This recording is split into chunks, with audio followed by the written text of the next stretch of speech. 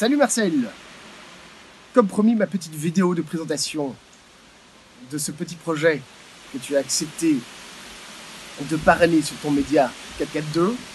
Petit projet donc autour de Louis-Ferdinand Céline. Tu l'as très très bien dit, je mange et je bois et je dors Céline depuis 5 ans tous les jours.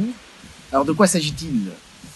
Je voudrais, si tu veux, montrer aux petits potes de France qu'ils sont en train de passer à côté du plus grand génie de la langue française, en tout cas pour le XXe siècle, quand ils me disent qu'ils n'ont jamais lu du Céline.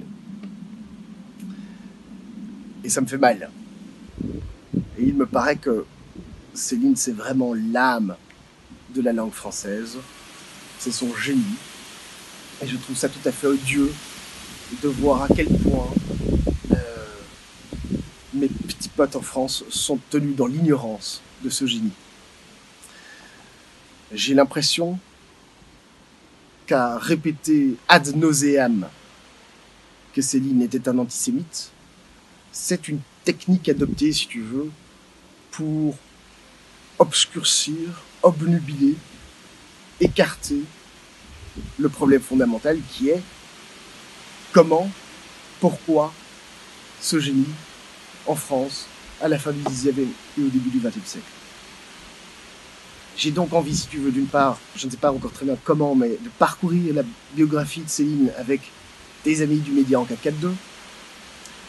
D'autre part, leur donner des clés pour cesser d'avoir peur d'être bloqués par la littérature, les lettres, et Louis-Ferdinand Céline en particulier.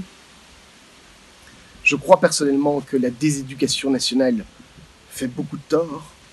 J'ai l'impression qu'elle dégoûte les enfants de la littérature.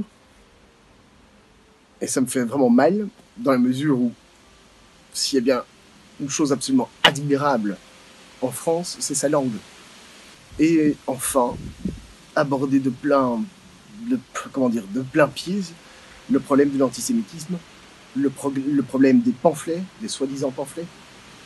Et j'espère que ça intéressera tes petits potes, voilà, si ça peut les aider à découvrir cette jouissance, cette jubilation de la syllabe, du mot, de ce génie tellement neuf et à la fois tellement traditionnel aussi en réalité, mais cette langue tellement verte, tellement gaillarde, tellement cet humour, ce comique absolument dingue qu'on trouve chez Céline. Or, il me semble, quand je vois les Français parler de Céline, j'ai l'impression d'assister à un enterrement funèbre. Non, c'est une joie, c'est une vie, c'est une jubilation, c'est le plus grand des rappeurs notamment. On verra. Bref, on verra tout ça. Voilà.